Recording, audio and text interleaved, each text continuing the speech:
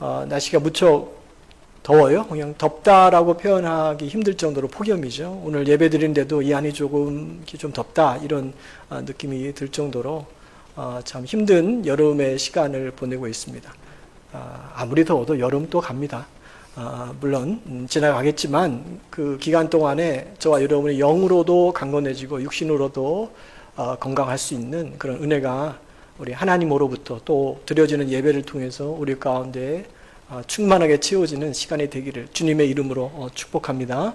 우리 지난 주간은 맥추절로 드렸죠. 우리 맥추절을 제가 그 의미를 말씀하면서 세 가지로 요약해서 드렸어요. 첫 번째 그 절기는 하나님이 우리를 보리라고 하는 열매를 주신 것도 감사하지만 그보다도 더 근본적인 구원의 땅, 생명의 땅으로 인도하신 것에 대한 그것을 기억하고 감사하는 것입니다 라고 첫 번째 말씀드렸고, 두 번째는 그러므로 우리가 얻은 것을 기쁨으로 하나님께 드림이 있어야 된다고 그랬고요. 세 번째 마지막으로 받은 우리 것이 우리 자신과 가정만을 위한 것이 아니라 우리 이웃에게 선하게 쓰임 받을 수 있도록 나눠야 된다 이렇게 말씀드렸습니다. 그 말씀과 오늘 본문의 말씀이 어찌 보면 더 연관성이 있는 그런 말씀일 것 같아요. 출애굽기 25장에 있고요. 40장까지 있는데 우리 25장, 19장 이후로 출애굽기에 기록되어 있는 내용은 하나님이 시내산에서 모세를 통해서 언약을 체결하시고 성막에 관한 것을 어떻게 세울 수 있어야 하는가라고 하는 내용들로 이제 기록이 되어 있어요. 오늘 말씀을 우리가 함께 들으면 이스라엘이라고 하는 그 나라의 역사를 아주 디테일한 것은 아니지만, 자세한 것은 아니지만 어느 정도 윤곽을 잡아가면서 우리에게 주시고자 하는 그 말씀의 의미를 깨달을 수 있습니다. 아마 나 자신을 하나님 앞에 지금까지의 신앙생활을 뒤돌아보면 이렇게 좀 살펴보고 점검해 볼 수 있는 그런 시간이 아닌가라는 생각을 가져봅니다. 자, 지난달이죠. 우리 6월 달에 세계인의 모든 이목은 이란과 이스라엘 전쟁 가운데 있었을 겁니다. 6월 13일 날 그 전쟁이 시작됐으니까요. 이 끝나지 않는 이 중동 지방의 그 갈등과 혼란의 중심에는 이스라엘이라고 하는 나라가 있는 것이죠. 이스라엘이라고 하는 이 나라는 참 여러모로 특별한 나라입니다. 아브라함이 하나님의 부름을 받아 고향을 떠남으로 시작된 이 이스라엘의 역사에는 참 경이로운 이적도 있었고 하나님의 특별한 섭리의 모습도 있었습니다. 그러나 그들의 역사를 보면 더 많은 경우에 유랑의 시간을 지내야 했고 그 과정에서 견딜 수 없는 박해, 혐오, 차별, 이런 배척과 같은 것도 그들은 경험했습니다. 한 민족이 겪는 고난의 강도로 볼 때도 특별하고요. 또 그런 모든 고난에도 불구하고 1800년이라고 하는 공백 후에 이스라엘이라고 하는 나라가 다시 재건된 것도 참 놀랍죠. 예수님이 오시고 AD라고 표현하죠. 70년에 이스라엘은 로마의 티투스의 그 장군으로 인해서 완전히 패망이 되고 남아있던 사람은 디아스포라, 다른 나라로 이민 가거나 망명해서 살았거든요. 그리고 난 다음에 1948년도에 이스라엘이라는 나라가 다시 세워졌으니까 1800년 동안 나라가 없다가 다시 세워진 거예요. 참 희한하죠. 놀라울 일입니다. 이처럼 맨 처음 이스라엘이 나라로 세워지고 나서 한때 중동에서는 절대 강국으로 호령했던 때가 있어요. 그때가 바로 이스라엘의 두 번째 왕이었던 다윗 시대입니다. 하지만 이처럼 빛나는 통일 왕국의 역사는 솔로몬이 죽고 나자 끝이 나죠. 그리고 그 이후로 이스라엘은 남쪽과 북쪽으로 갈라져서 서로 반목과 그리고 갈등의 역사를 쓰다가 결국에는 북쪽 이스라엘이 먼저 망하고 뒤이어서 남유다가 패망하게 됩니다. 뒤돌아보면 영광의 시간은 짧고 고난의 시간은 그만큼 깊었다라는 것을 우리가 볼 수 있는 거예요. 중요한 것은 이 빛나던 통일 왕국이 갈라지고 분열된, 그래서 결국은 패망한 원인이 뭘까라고 하는 것을 우리가 좀 살펴볼 필요가 있죠. 첫 번째 초대왕 사울왕 40년, 그 다음 다윗왕 40년, 그리고 솔로몬 왕 40년, 도합 120년은 통일 왕국을 이뤘거든요. 통일 왕국이었다가 솔로몬이 죽고 나서부터 이제 갈라지니까요. 솔로몬은 아버지 다윗의 왕위를 물려받은 초기에는 지혜의 왕이었습니다. 성경도 그렇게 알려주고요. 그래서 그 지혜가 너무 뛰어나서 주변에 있는 많은 나라들이 솔로몬의 지혜를 배우고자 찾아올 정도였으니까요. 그런데 그의 통치 후반으로 갈수록 점점 그가 쾌락에 빠집니다. 성적인 만족을 위하여 이방 여인들을 후궁으로 불러들였는데 성경에 한 1000여 명 정도 된다라고 할 정도고요. 근데 거기서 끝나지 않습니다. 그런 이방의 여인들이 들어오면서 그들의 우상까지도 가지고 오죠. 그래서 나중에 후반에는 솔로몬도 우상에 빠지는 모습을 성경은 나타나죠. 이 모습 가운데 하나님이 2번이나 솔로몬에게 나타납니다. 그 일에 대해서 책망했지만 그는 돌이킬 수 없는 지점에까지 이르게 됩니다. 그것이 결국 남북 왕국 멸망의 원인이 된 것이죠. 그런데 이건 뿐이겠습니까? 성경은 이거 외에 또 다른 이유가 있음을 우리에게 알려주십니다. 솔로몬이 죽은 후에 그의 아들이었던 르호보암이 왕위에 오르기 위해서 세겜이라는 지역에서 백성들을 만나게 됩니다. 그때 이집트로 잠깐 피신했던 망명했던 다윗의 장군 역할했던 여로보암이 다시 예루살렘으로 돌아와서 백성을 대표해서 르호보암 솔로몬의 아들을 만나서 이야기를 해요. 어떤 이야기를 했나 이런 이야기입니다. 임금님의 아버지께서 솔로몬을 가리킵니다. 솔로몬은 우리에게 아주 무거운 멍에를 메우셨습니다. 이제 임금님께서는 아버지께서 우리에게 지워주신 그 중노동과 무거운 멍에를 가볍게 해주십시오. 그러면 우리가 진심으로 당신을 임금으로 섬기겠습니다. 자, 이 말에서 우리는 솔로몬이 성전을 짓기 위해서 얼마나 무리했는지를 짐작해 볼 수 있어요. 그걸 우리가 데이터로 볼 수 있거든요. 열왕기상 5장 말씀에 보면 솔로몬이 성전을 짓기 위해서 노동자 3만 명을 징집했고 그것뿐만 아니라 짐을 나르는 사람 7만 명, 채석하는 사람 8만 명, 그리고 그런 노동을 관리하는 사람 3,300명, 도합 18만 3,300명이라고 하는 사람을 동원해서 활용했다. 이렇게 알려줍니다. 이렇게 징집된 일꾼들은 집에 돌아가지 못합니다. 2달 동안은 예루살렘에서 일을 했고요. 한 달은 레바논에서 일을 했거든요. 성전을 완공한 후에도 솔로몬은 대대적인 토목공사 그리고 건축의 공사를 이어갔습니다. 공사에 이처럼 동원된 그 백성들은 노예처럼 강제 노동을 당해야 했습니다. 이건 마치 솔로몬은 자기 백성에게 이집트의 바로 왕처럼 된 것이고 이스라엘 백성들은 자기 왕으로부터 마치 노예와 같은 취급을 받으면서 생활한 거예요. 그것은 이집트 애굽으로의 퇴행입니다. 모세를 통해 이스라엘 백성들을 그 430년의 노예 생활에서 해방시켜 준 것이 하나님인데 솔로몬은 다시 그들을 애굽으로 이집트로 끌고 들어간 것 같은 일을 지금 진행하고 있는 것이죠. 르호보암은 여로보암과 대표들에게 사흘 후에 당신들의 질문에 대답을 해주겠습니다라고 이야기하고 돌려보내죠. 그런 다음에 부관들을 모아서 지금 그들이 제안하고 있는 이 사실에 대해서 어떤 의견이 있는가 묻습니다. 그러자 부관 중에 원로들이 이렇게 대답해요.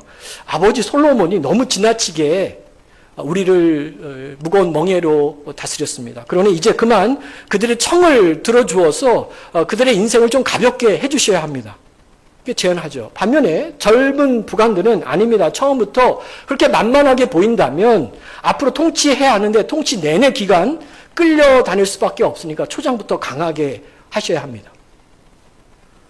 르호보암은 안타깝게도 젊은 부관들의 말을 듣습니다. 사흘이 지났죠. 그는 여로보암과 백성의 지도자들을 다시 모아서 이렇게 이야기합니다.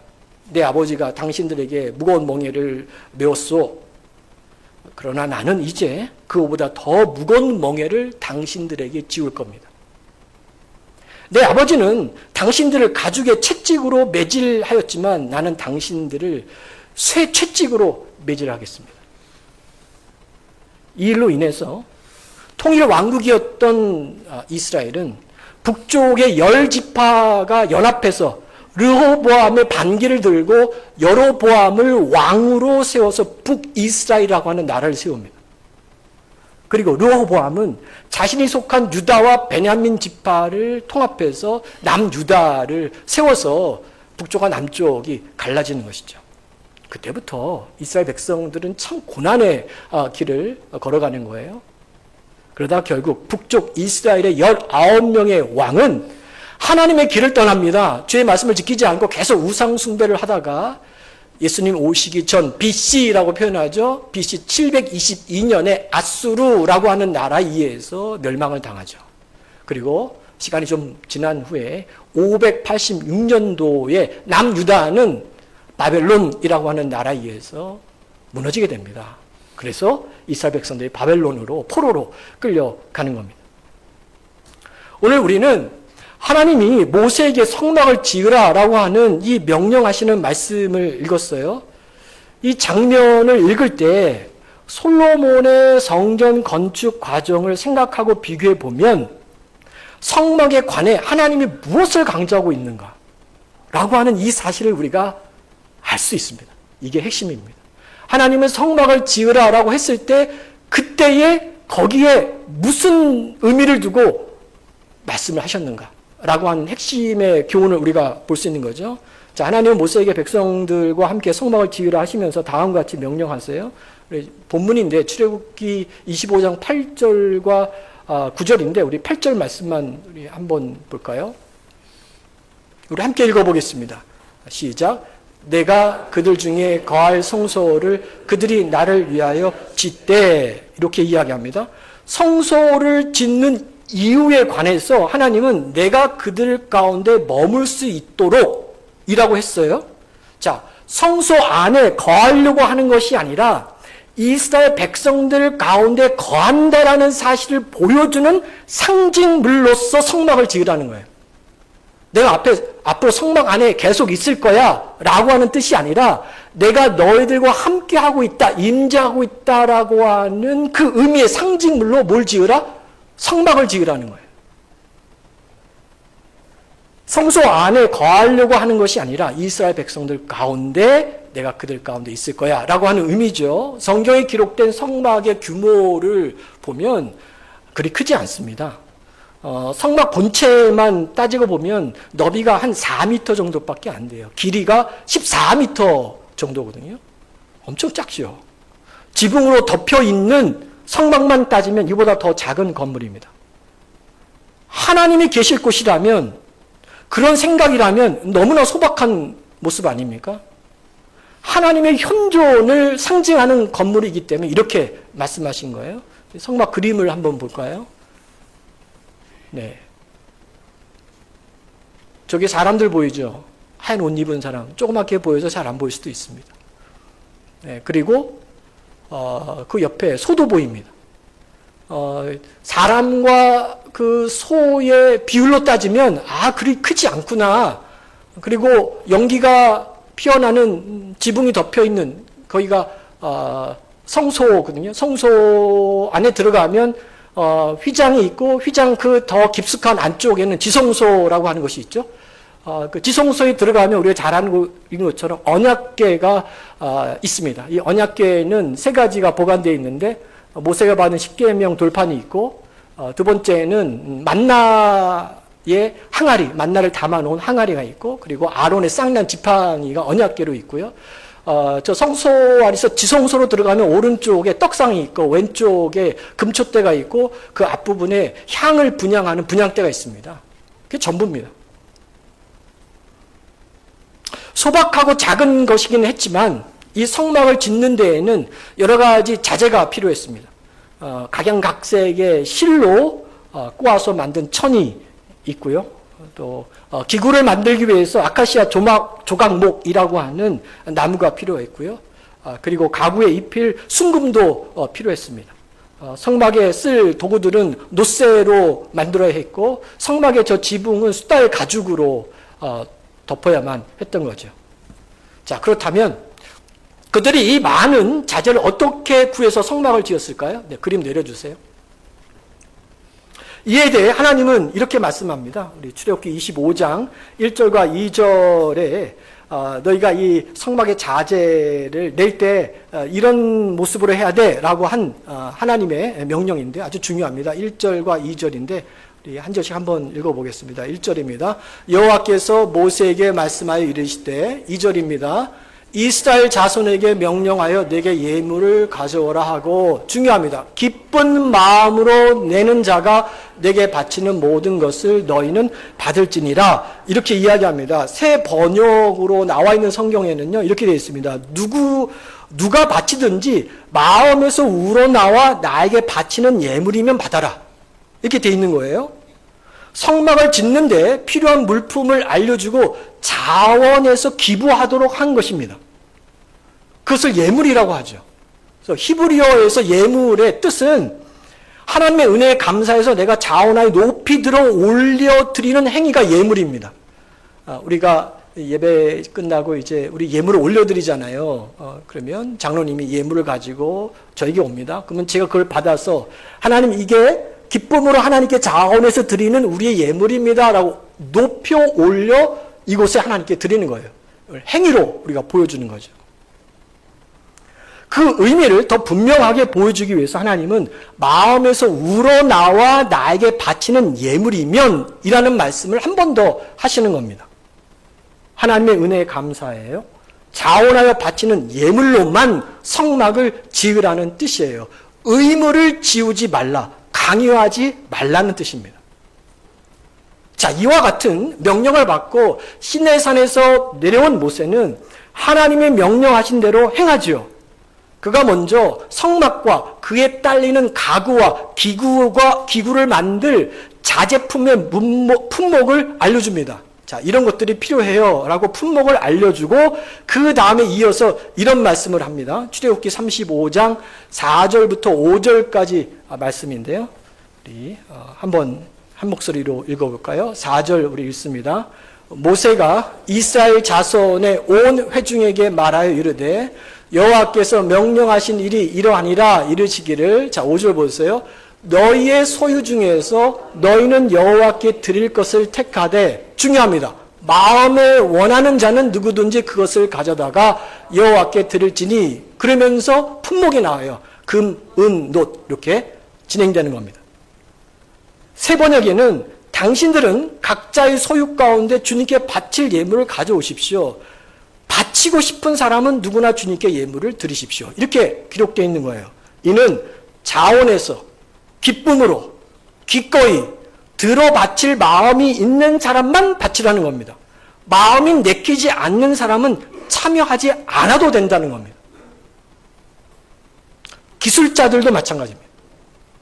모세는 성막을 짓는데 필요한 기술들이 무엇인가를 나열하고는 이런 공사에 참여할 사람들을 자원하십시오 라고 알려주는데요. 그 과정에 대해서 성경은 이렇게 이야기합니다. 출애굽기 36장으로 넘어가면 우리 2절 말씀만 볼 텐데 이 공사에 필요한 기술자들을 이제 이야기할 때 앞서 예물을 드리는 사람과 똑같습니다. 우리 한번 볼까요? 제가 먼저 읽겠습니다. 제가 읽어드릴게요. 모세가 브살렛과 오홀리압은 공사 책임자입니다.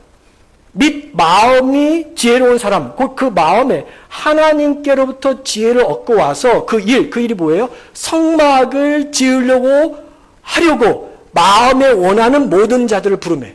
자, 기술자를 부를 때도 누구였습니까? 마음이 원하는 사람, 자원하는 사람입니다. 내가 뭔가의 기술을 갖고 있는데 이 자기의 기술을 높이 들어서 예물로 드릴 사람들을 초청한 거예요. 그랬더니 목재기술자, 석공기술자, 금속기술자, 공예기술자, 그리고 술을 놓는 기술자들이 다 자원하게 되었다라고 성경은 말씀합니다. 여러분이 지금까지 설명을 드리면서 솔로몬의 성전의 건축과 지금 모세의 성막 건축 사이의 차이점이 무엇인가 볼 수 있습니까? 어디에 차이점이 있죠?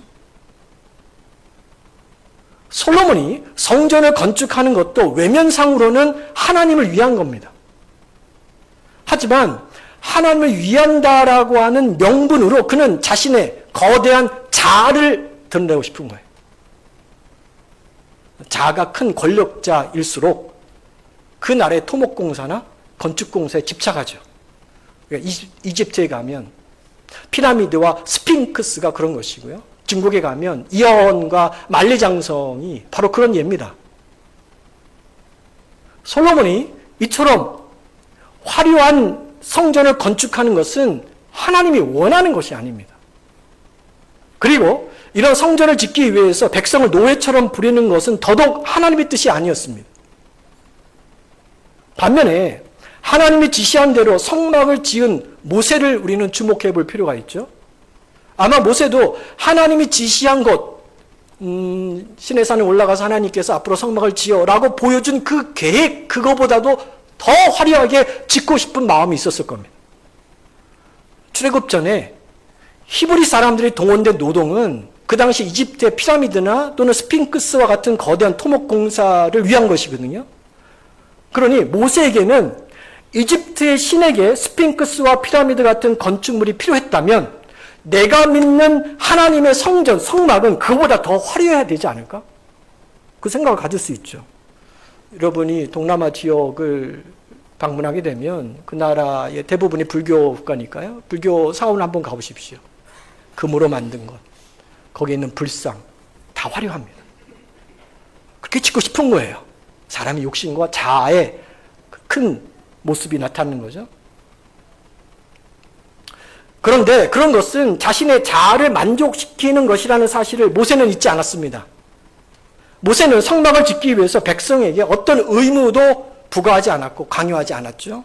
단지 하나님의 은혜에 감사하고, 그래서 이 하나님의 일에 참여하는 모든 사람, 그런 사람만이 기꺼이 내가 즐거이 자원해서 참여할 수 있도록 그런 예물만 받았고 그런 기술자들의 기술을 받은 겁니다. 그렇게 받쳐진 것들로 하나님의 성막을 지어낸 것입니다.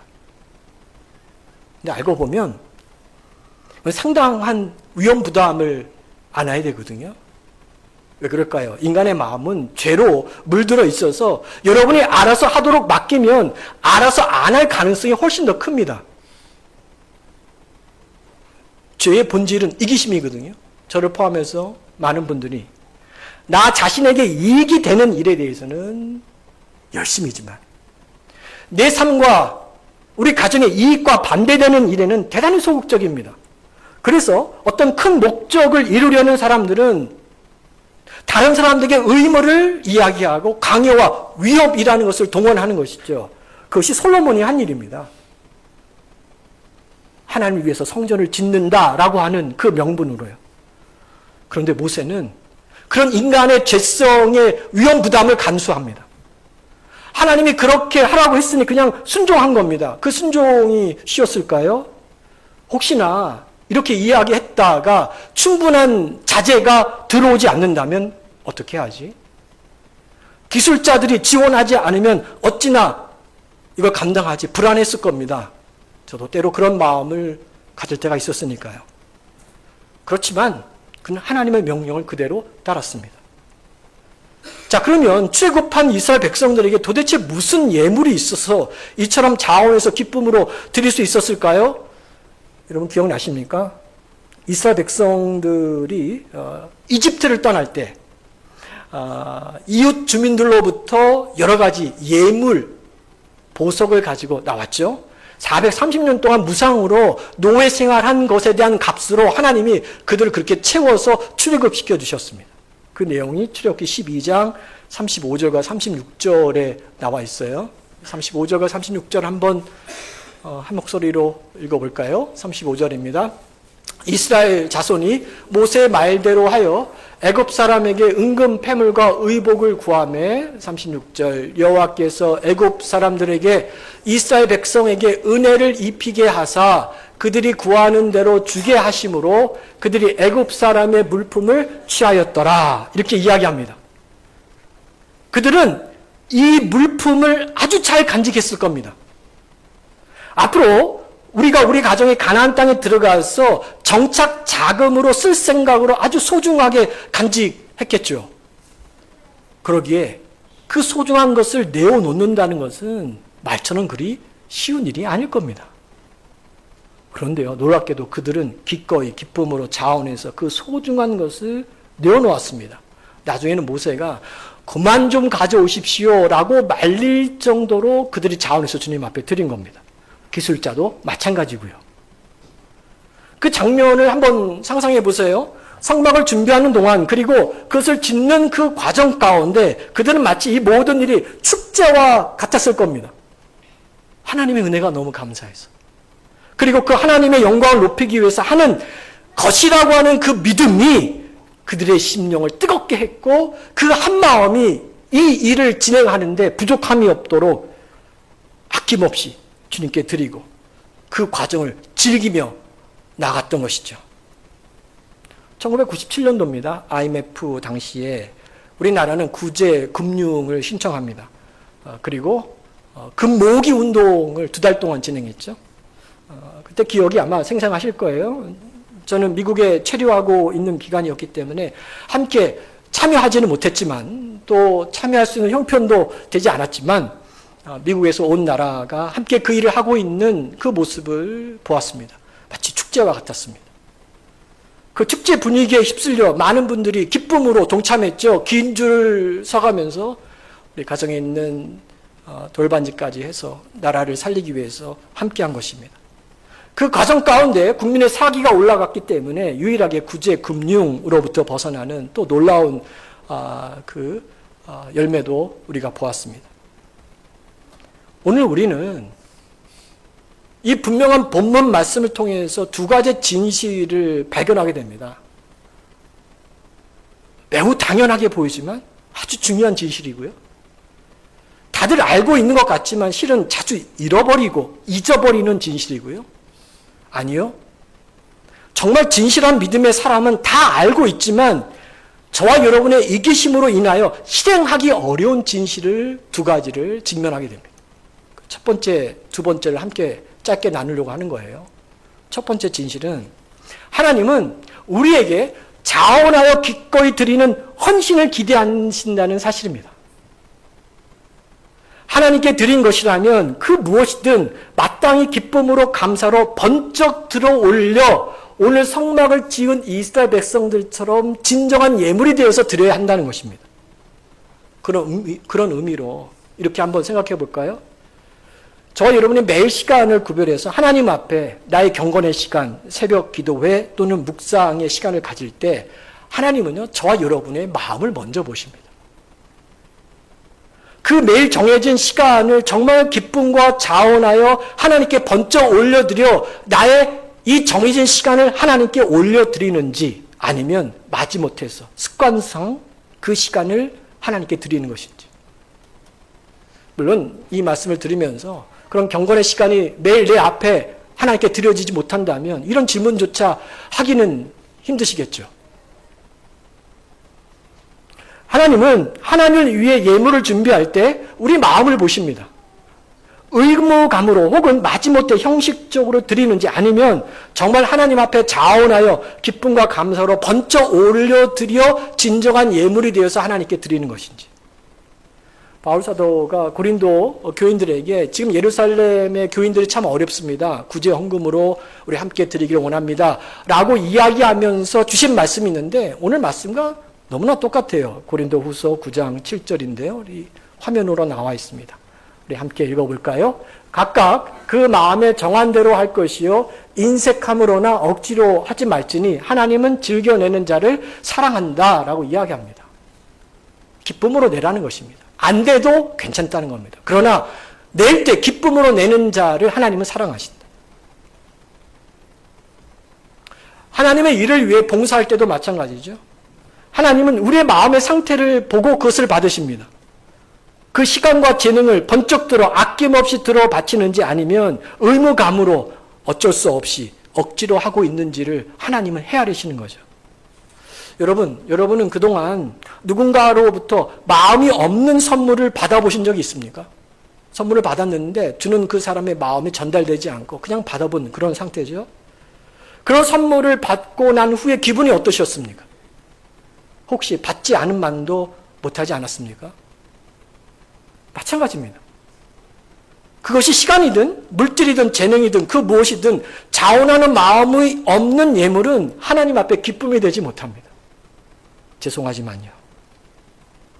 아무 조건 없이 기쁨으로 기꺼이 감사한 마음으로 내 삶을 들어 번쩍 하나님께 올려드릴 때 하나님의 기쁨이 되고 그분의 뜻에 합당하게 쓰여지는 것이죠. 이런 의미로 보면 나는 나의 시간과 재능과 물질을 하나님께 드리는데 다른 사람들은 왜 그렇게 하지 않나 라고 비교하는 마음이 있다면 여러분 그것은 하나님께 기쁨으로 진정으로 드려져 있는 마음이 아닙니다. 내가 자원해서 하나님께 드리면 다른 사람이 눈에 들어오지 않습니다. 우리는 두 번째 진실을 이렇게 발견할 수 있어요. 우리가 자원하여 기쁨으로 기꺼이 드리고 나눌 때 놀랍게도 넘치고도 남는 기적이 일어난다는 사실입니다. 모세가 원하는 사람들만 예물을 드리라고 했을 때 너무나 많은 예물이 들어와서 나중에는요 모세가 돌려보냈습니다. 성막을 완성하고 나니까요 자재가 남아 돌았습니다. 기술을 가진 사람도 마찬가지였고요. 그렇게 아낌없이 귀중품을 내어놓는 것을 보고 모세는 감격했을 겁니다. 그래서 성막을 짓는 그 과정 전체가 축제와 같은 것이죠.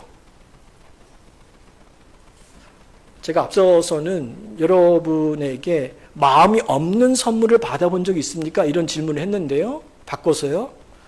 여러분은 살면서 누군가에게 마음이 없는 선물을 주어 본 적이 있습니까?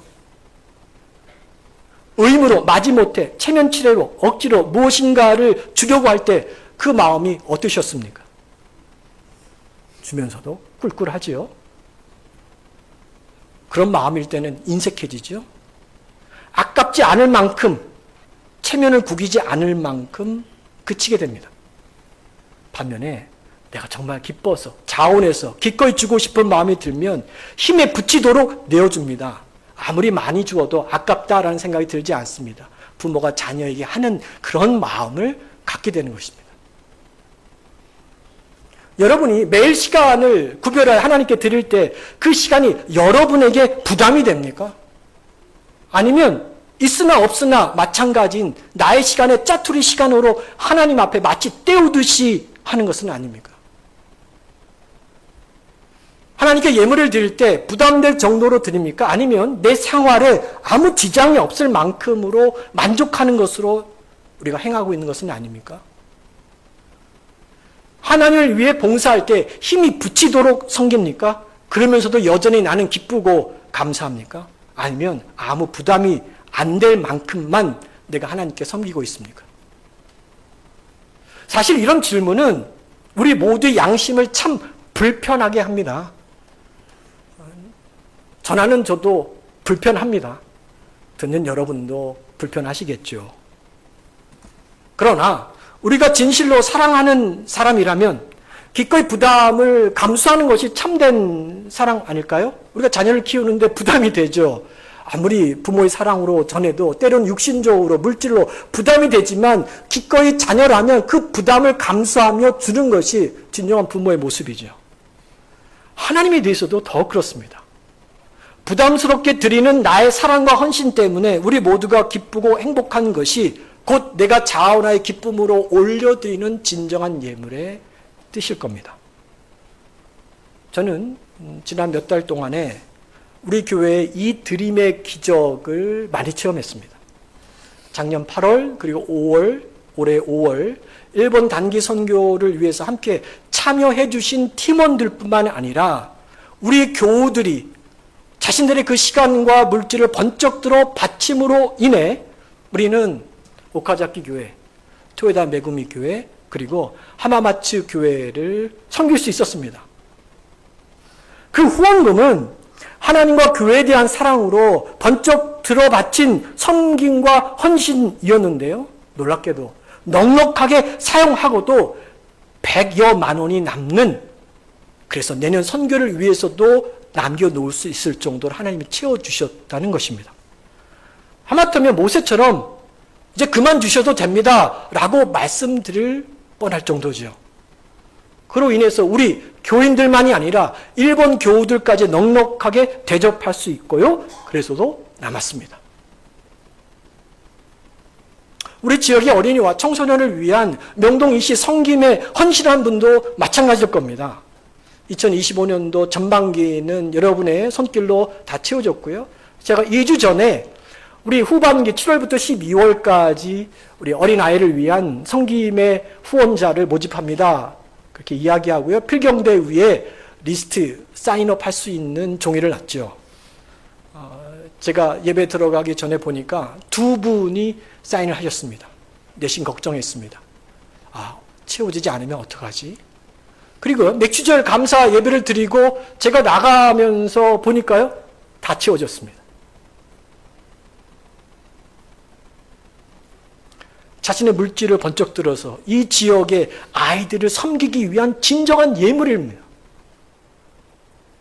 지난 5월 행복 야유회 때도 마찬가지죠. 우리 교회에서 대접하기 위해서 함께 했는데요.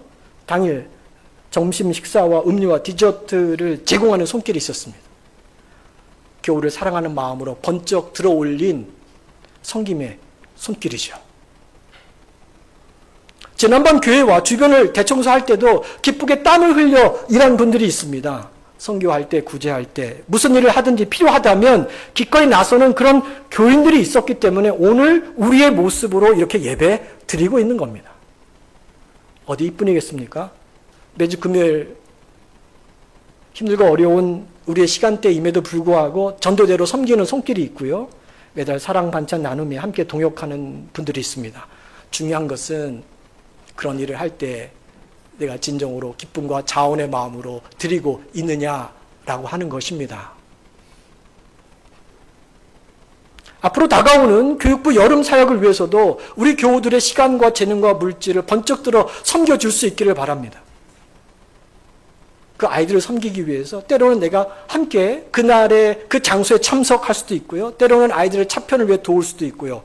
내 물질과 재능으로 섬겨줄 수 있을 때 교육부의 성막은 기쁨으로 세워질 겁니다. 지난 세월 동안 이런 교우들을 통해서 헌신의 기적을 수없이 경험하며 우리는 지내왔습니다. 교우들께서 그들의 시간과 물질과 재능을 기꺼이 자원해서 기쁨으로 올려 바쳤기 때문에 우리가 모임을 가질 때마다 솔로몬의 성전이 아닌 모세의 성막을 지어 갈 수 있었다는 거예요. 여러분 그렇게 생각해 보셨어요? 그런 관점으로 우리 교회 사역을 지금 진행되고 있는 모습을 여러분 살펴보셨습니까? 우리 교회에 어느 정도 나오신 분들은 제가 무엇인가로 교우들에게 의무를 지우거나 강요하거나 몰아세우지 않는다는 사실을 잘 알 겁니다. 단 말씀과 기도와 예배는 제가 그렇게 합니다. 그저 필요한 일들이 있으면 말씀을 드리고 교우들이 자원하여 참여하도록 저는 그냥 기도하고 기다리고 기대하는 것이 저의 방법입니다. 솔로몬의 길이 아니라 모세의 길이 옳다고 믿기 때문이죠. 부족하면 부족한 대로, 남으면 남는 대로, 채워주면 채워주는 대로 그렇게 순종하며 말씀대로 가면 되는 것이니까요. 앞으로도 그럴 겁니다. 저 개인의 욕망을 만족시킬 그런 교회를 세우는 것이 저의 목적이 아닙니다. 여러분은 어떨지 모르겠지만요. 우리가 모일 때마다 하나님의 성막이 이루어지는 그런 은혜를 함께 경험하는 것이 주님 앞에 진정한 기쁨이 될 겁니다. 지금까지 많은 분들이 그것을 알아주시고 응답해 주셨어요. 대다수의 교우께서 기꺼이 자원하여 기쁨으로 물질과 시간과 재능을 높이 들어 진정한 예물로 하나님께 드려주셨습니다. 그래서 우리는 함께 모일 때 솔로몬이 아니구나. 하나님 원하시는 진정한 성막의 은혜를 서로 공유하는 것이죠. 이렇게 오늘 말씀을 묵상하면서 준비하다 보니까 우리가 한 믿음으로 교회로 모인다는 것은 결국 기쁨과 자원하는 마음으로 짓는 성막이구나라는 것이 더 깨달아집니다. 그로 인해서 우리 교회 모든 성도에게 하나님의 변함없는 은혜와 또 때를 따라 주님 앞에 드려지는 기도의 신실한 응답의 역사가 이루어지길 주의 이름으로 축원합니다. 그리고 나도 오늘 말씀처럼 자원해서 기꺼이 기쁜 마음으로 나의 시간과 재능과 물질을 높이 올려 진정한 예물이 되어 드릴 수 있는 우리가 되기를 간절히 소망합니다. 오늘 말씀을 정리해 볼까요? 믿음의 진심인 분들, 정말 믿음 생활을 하나님의 말씀대로 한번 바르게 해보고 싶다라고 하는 그런 마음이 있는 분들은 정말 마음 놓고 신앙생활할 그런 교회를 찾는 것이 얼마나 중요한지를 아실 겁니다. 그래서 우리가 이사를 하게 되면 그런 교회, 좋은 교회를 만나서 신앙생활을 하기 위해 기도하는 모습이 참 많죠.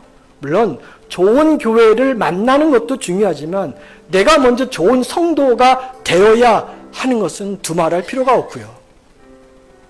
감사하게도 우리 교회가 그런 분들의 기도 응답이 되어 왔다는 겁니다. 그리고 앞으로도 더 그런 교회가 되기를 간절히 소망합니다.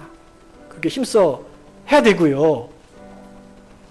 그것은 우리 교회의 교육자들과 중역자들, 그리고 구역장, 기관장, 그리고 모든 교육계에서 기꺼이 올려드린 헌신의 마음이 스며들었기 때문에 세워져 가는 거예요. 여러분 가정도 마찬가지겠죠. 오늘 모세 성막 이야기를 묵상하면서 저 여러분 모두가 다시 한번 다짐했으면 좋겠습니다. 하나님 은혜가 너무 커서, 그 구원의 은혜가 너무 커서, 나에게 맡겨진 그 분명한 사명을 이루기 위한 그 열심이 너무 커서, 그리고 때로는 그 영광이 너무 감격해서 오늘 내가 드리는 보잘것없는 시간도 물질도 재능도 인생도 기꺼이 자원하여 들어 올리는 그런 진정한 제단의 예물이 되기를 주의 이름으로 축원합니다. 여러분 중요한 것은요, 그렇게 드려진 것만이 영원하고요. 그렇게 드려졌을 때 하나님이 그것을 통해서 더욱 아름답고 풍성한 하나님의 성막을 지어가신다는 겁니다. 그리하여 우리 교회가 앞으로 더 넉넉하게 자원하여 기쁨을 올려드리는 이 은혜의 기적의 역사들이, 그리고 그 은혜의 기적의 주인공들이 여러분 꼭 되실 수 있기를 바랍니다. 그런 은혜가 오늘의 이 시대에 성막을 지어가는 우리 명동교회 귀한 성도 될 수 있기를 주님의 이름으로 축복합니다.